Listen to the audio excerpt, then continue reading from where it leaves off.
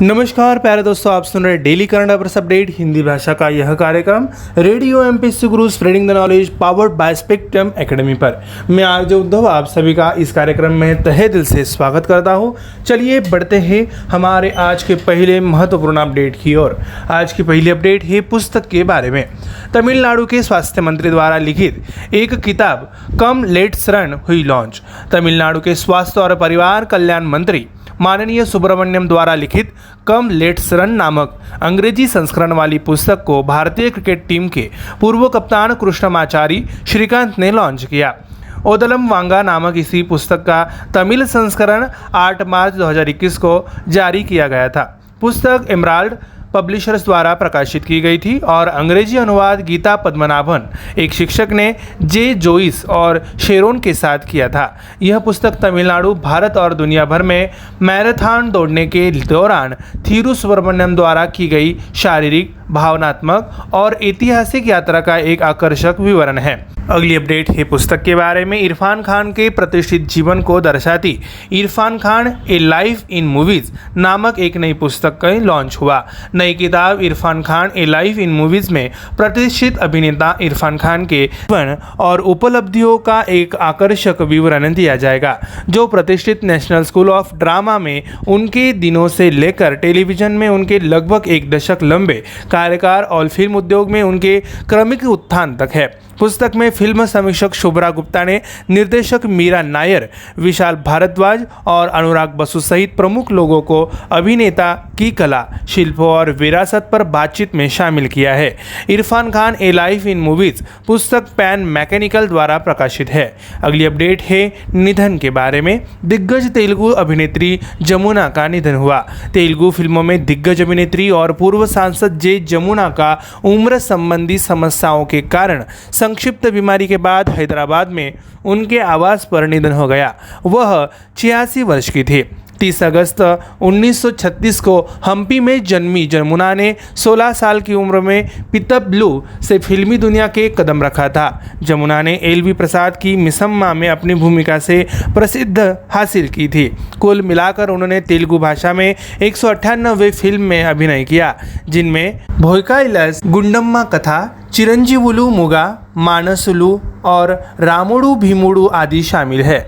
अगली अपडेट है भारत के आधुनिक वास्तुकला के अग्रणी बालकृष्ण दोषी का निधन हुआ।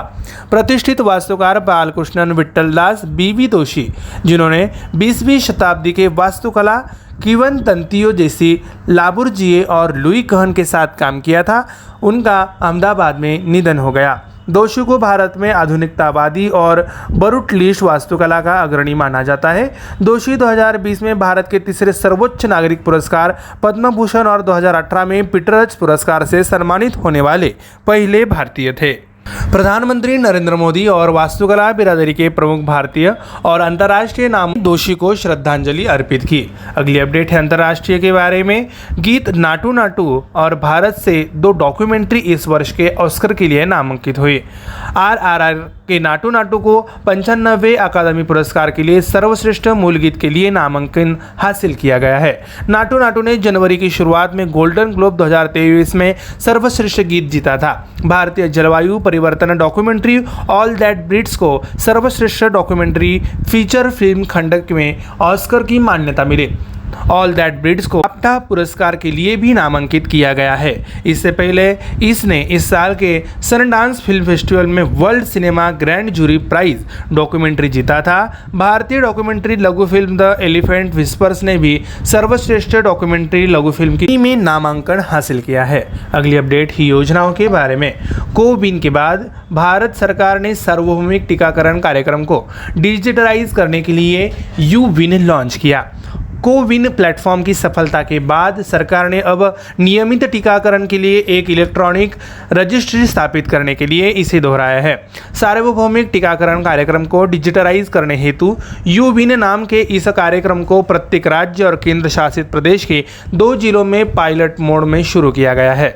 यूविन टीकाकरण सेवाओं, टीकाकरण की स्थिति को अपडेट करने, वितरण परिणाम, RI संतरों की योजना और एंटी एजेंट वार कवरेज आदि जैसी रिपोर्टों के लिए जानकारी का एकल स्रोत होने जा रहा है। अगली अपडेट है रैंक के बारे में। 2020 में जैविक खेती का विस्तार करने में भारत शीर्ष 3 देशों में शामिल हुआ। भारत दुनिया के शीर्ष 3 देशों में से एक के रूप में उभरा है जहां जैविक कृषि हेतु तहत क्षेत्र 2020 में अधिकतम विस्तारण हुआ है। आईफॉर्म ऑर्गेनिक्स इंटरनेशनल डेटा के अनुसार 2020 में वैश्विक स्तर पर जैविक खेती के तहत कुल वृद्धि 3 मिलियन हेक्टेयर थी, जिसमें से अर्जेंटीना में 7,81,000 हेक्टेयर थी। इसके बाद उरुग्वे में 5,79,000 हेक्टेयर और भारत में 3,59,000 हेक्टेयर था। जिससे विपरीत दुनिया के कुल 34 लाख जैविक उत्पादकों में भारत में 16 लाख किसान प्रमाणित जैविक खेती में है। अगली अपडेट है सोशल मीडिया पर अंतर्राष्ट्रीय क्रिकेट परिषद बना सबसे अधिक फॉलो किया जाने वाला अंतर्राष्ट्रीय खेल महासंघ। अंतर्राष्ट्रीय क्रिकेट परिषद के इंस्टाग्राम, फेसबुक, ट्विटर, टिकटॉक और यूट्यूब पर 9.22 करोड़ फॉलोअर्स है, जो इसे सोशल मीडिया पर सबसे अधिक फॉलो किया जाने वाला अंतर्राष्ट्रीय खेल महासंघ बनाता है। आईसीसी के प्रभुत्व को उन बाजारों में एक विशाल प्रशंसक आधार के लिए जिम्मेदार ठहराया जा सकता है जो सोशल मीडिया पर अत्यधिक सक्रिय है। आईसीसी को उम्मीद है कि यह अध्ययन 2028 लॉस एंजलिस ओलंपिक खेलों में शामिल होने के लिए उससे दावों का समर्थन करता है। उसने अंतर्राष्ट्रीय ओलंपिक समिति को पुरुष और महिलाओं के लिए 6 टीमों की T20 प्रतियोगिता की सिफारिश की है। अगली अपडेट है बैंकिंग के बारे में। एयू बैंक ने लॉन्च किया credit card offering platform swipe up. Bharat के सबसे बड़े लघु वित्त bank AU small finance bank ने स्वाइप अप प्लेटफॉर्म लॉन्च किया है, जो अन्य बैंक क्रेडिट कार्ड धारकों को अपने कार्ड को एयू क्रेडिट कार्ड में से एक में अपडेट करने का अवसर प्रदान करेगा। बैंक ने सेकंड के भीतर ग्राहकों को मौजूदा क्रेडिट कार्ड की तुलना करने के लिए एक मंच प्रदान किया है। इसके बाद वे त्वरित एंड टू एंड डिजिटल प्रक्रिया के साथ क्रेडिट सीमा, कैशबैक, रिवॉर्ड पॉइंट्स को अपग्रेड कर सकते हैं, जबकि कार्ड की नई श्रृंखला ग्राहकों को उच्च मूल्य प्रस्ताव प्रदान करती है। कार्ड प्लास्टिक बायोडिग्रेडेबल है, जो बेहतर वातावरण की दिशा में एक और कदम है। अगली अपडेट है राज्य के बारे में। बनवारी लाल पुरोहित ने चंडीगढ़ में उत्तर भारत की सबसे बड़ी फ्लोटिंग और सौर परियोजना का उद्घाटन किया। पंजाब के राज्यपाल और चंडीगढ़ के प्रशासक बनवारी लाल पुरोहित ने चंडीगढ़ में वाटर वर्क्स में उत्तर भारत की सबसे बड़ी फ्लोटिंग सोलर परियोजना 2000 KWP का उद्घाटन किया। उन्होंने चंडीगढ़ में धनाज झील में फव्वारों के साथ 500 KWP फ्लोटिंग सोलर प्रोजेक्ट का भी उद्घाटन किया।